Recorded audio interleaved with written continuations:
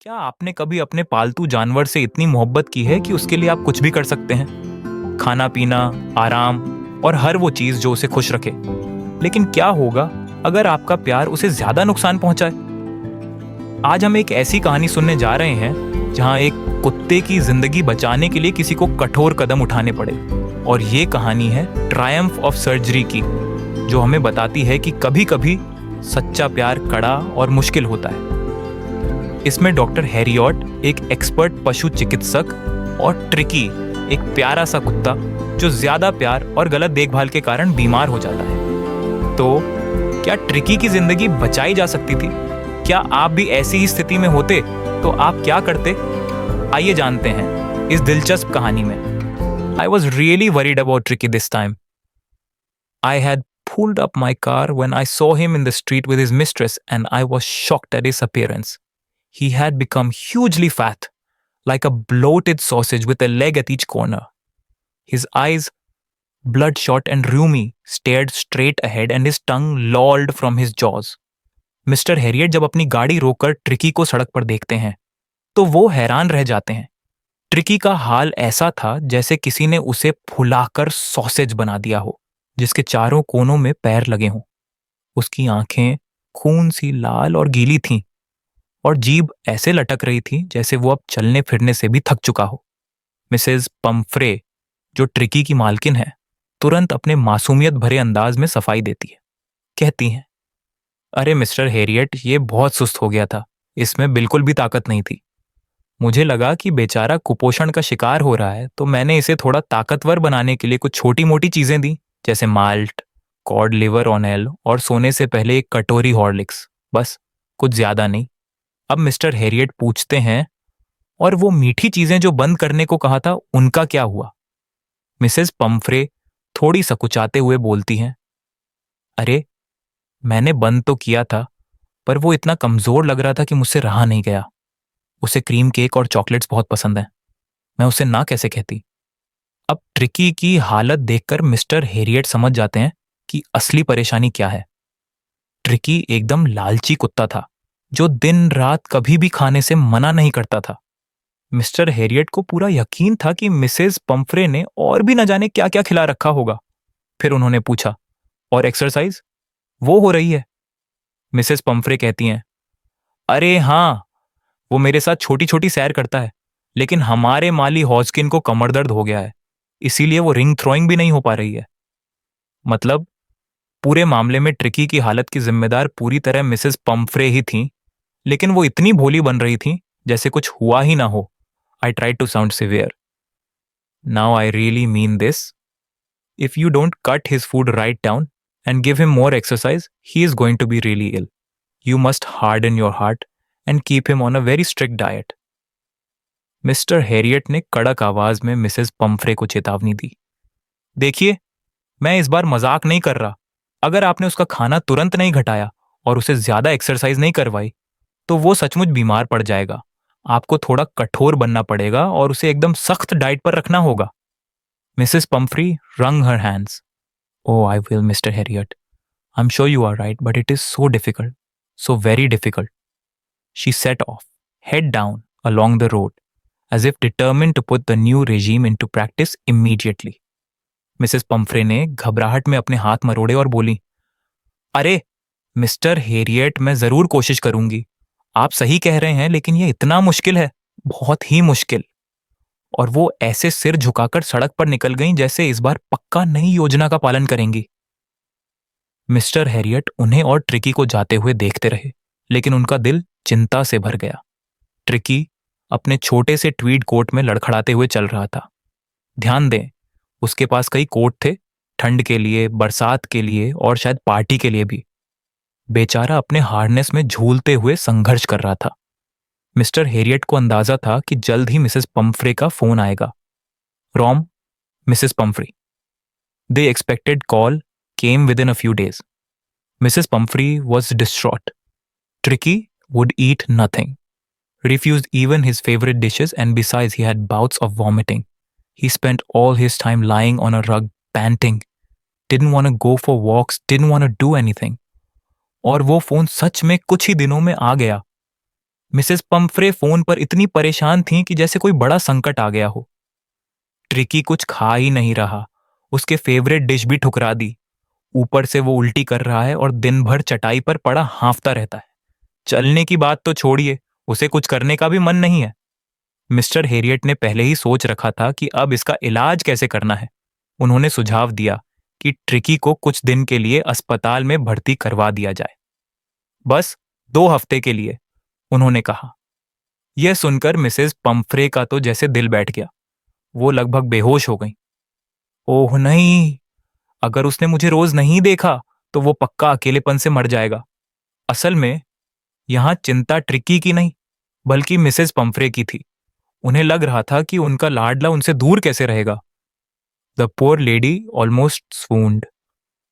She was sure he would pine and die if he did not see her every day, but I took a firm line. Tricky was very ill, and this was the only way to save him. In fact, I thought it best to take him without delay, and followed by Mrs. Pumphrey's wailings, I marched out to the car carrying, लेकिन mister Harriet ने सख्त रवैया अपनाया। Tricky की हालत सच में खराब थी और उसे बचाने का बस यही तरीका था। उन्होंने ज्यादा समय बर्बाद न करते हुए मिसेस पंफ्रे की रोने धोने की आवाजों के बीच ट्रिकी को कंबल में लपेटा और कार तक ले गए। The entire staff was roused and maids rushed in and out, bringing his daybed, his nightbed, favorite cushions, toys and rubber rings, breakfast bowl, lunch bowl, supper bowl. फिर तो जैसे मिसेस पंफ्री के घर में अफरा तफरी मच गई। पूरा स्टाफ एक्टिव हो गया। नौकर नौकरानियां दौड़ते भागते आए, ट्रिकी का day bed, night bed, favourite cushion, खिलौने, रबर की रिंग, ब्रेकफास्ट का बाउल, लंच का बाउल और डिनर का बाउल लेकर। मिस्टर हैरियट ने सोचा, अगर ये सब सामान कार में रखने की कोशिश की तो मुझे ट्रक मंगवाना पड़ेगा। इसलिए उन्होंने तुरंत गाड़ी स्टार्ट की और जाने लगे। जैसे ही उन्होंने गाड़ी आगे बढ़ाई, मिसेस पंफ्रे ने पूरी निराशा के साथ ट्रिकी के छोटे छोटे कोटों का एक बड़ा गुच्छा खिड़की से अंदर फेंक दिया। मिस्टर हैरियट ने रियरव्यू मिरर में देखा तो पाया कि घर के हर आदमी की आंखों से आंसू बह रहे थे। यह दृश्य ऐसा था जैसे किसी राजा को विदा किया जा रहा हो। सड़क पर निकलते ही उन्होंने ट्रिकी की तरफ देखा। वह बेचारा बगल की सीट पर पड़ा हांफ रहा था। मिस्टर हैरियट ने प्यार से उसका सिर थपथपाया। ट्रिकी ने अपनी पूरी हिम्मत जुटाकर अपनी पूंछ हिलाने की कोशिश की। मिस्टर हैरियट ने हल्की मुस्कान के साथ कहा, ओह मेरे प्यारे दोस्त, तुम बिल्कुल कमजोर हो गए हो, लेकिन मुझे पता है कि तुम्हें ठीक कैसे करना है। मतलब ट्रिकी के इलाज से ज्यादा ये पूरा ड्रामा मिसेस पंफ्रे की भावनाओं का था। और ट्रिकी बेचारा ये सब झेलने को मजबूर था। At the surgery, the household dog surged around me. Tricky looked down at the noisy pack with dull eyes and, when put down, lay motionless on the carpet. The other dogs, after sniffing round him for a few seconds, decided he was an uninteresting object and ignored him.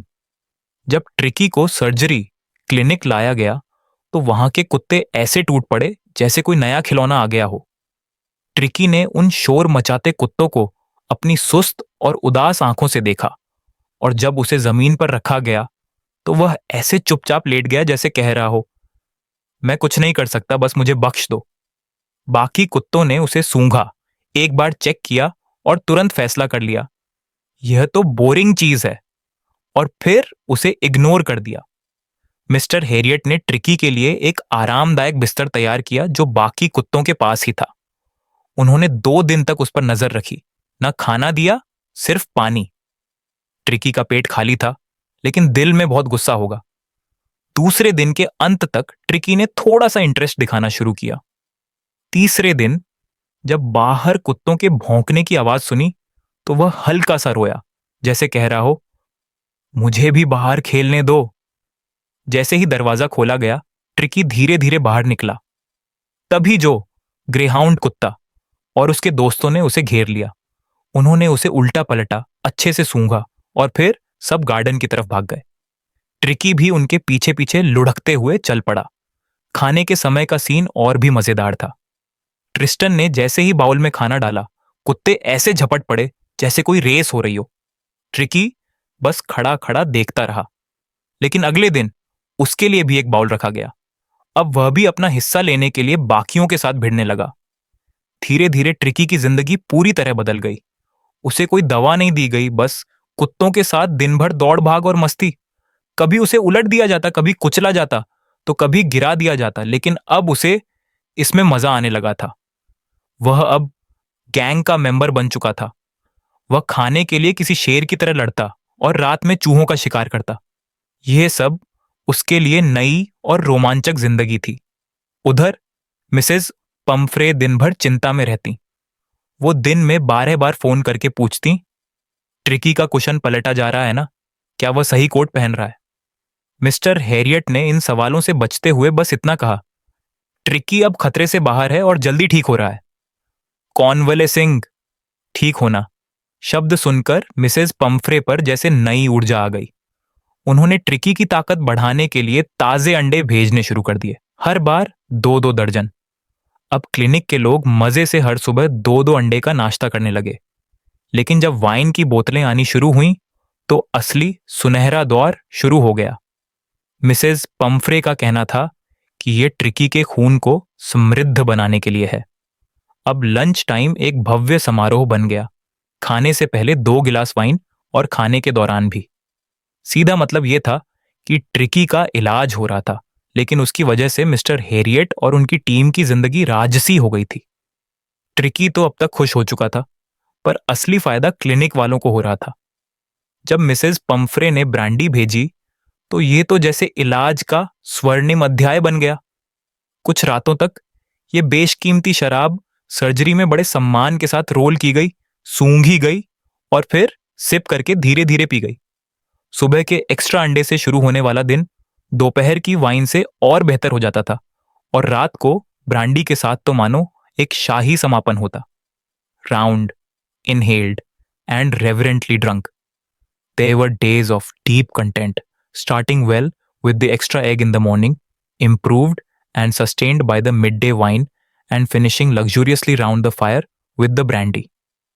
Clinic के लिए यह दिन किसी उत्सव से कम नहीं थे, और ट्रिकी तो ठीक हो ही रहा था, लेकिन पूरे स्टाफ की जिंदगी भी 5 स्टार बन चुकी थी। उन्हें ट्रिकी को हमेशा के लिए गेस्ट बनाने का लालच हुआ, लेकिन हैरियट को याद आया कि बेचारी मिसेस पम्फ्रे का भी हाल खराब हो रहा होगा। 2 हफ्ते बाद उन्होंने मजबूर होकर उन्हें फोन किया और बताया कि ट्रिकी अब बिल्कुल फिट है और घर लौटने के लिए तैयार है। जैसे ही फोन रखा, चंद मिनटों में सर्जरी के बाहर लगभग 30 फीट लंबी चमचमाती काली कार आकर रुकी।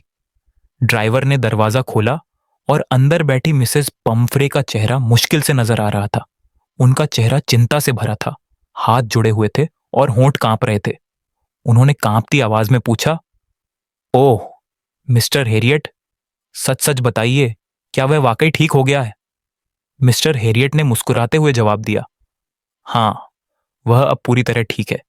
आप कार से बाहर आने की तकलीफ ना करें, मैं उसे लेकर आता हूं। हैरियट गार्डन में गए, जहां दर्जनों कुत्ते लॉन पर दौड़ लगा रहे थे। उनके बीच में ट्रिकी भी था, कान फड़फड़ाते हुए, पूंछ हिलाते हुए।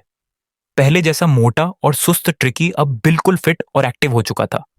वह बाकी कुत्तों के साथ दौड़ते हुए जमीन को छूते हुए छलांगे लगा रहा था। हैरियट ने ट्रिकी को गोद में उठाया और सर्जरी के सामने लाए। जैसे ही ट्रिकी ने अपनी मालकिन को देखा, वह एक बड़ा सा छलांग लगाकर उनकी गोद में जा गिरा। मिसेस पम्फ्रे ने एक जोरदार ओह के साथ उसे संभाला। ट्रिकी उनके ऊपर चढ़ गया, उनके चेहरे को चाटने लगा और खुशी में जोर जोर से भौंकने लगा। इसी बीच हैरियट और ड्राइवर ने वह सारी चीजें, बिस्तर, खिलौने, कुशन, कोट और कटोरियां वापस कार में लाद दी, जिन्हें ट्रिकी ने इन 2 हफ्तों में छुआ तक नहीं था। जब कार चल पड़ी, तो मिसेस पम्फ्रे ने खिड़की से बाहर झांकते हुए भावुक स्वर में कहा, ओह मिस्टर हैरियट, मैं आपका कैसे शुक्रिया अदा करूं। यह तो सचमुच ट्रायम्फ ऑफ सर्जरी है। असल में यह सर्जरी की विजय कम और हैरियट के खाने पीने और मौज की जीत ज्यादा थी।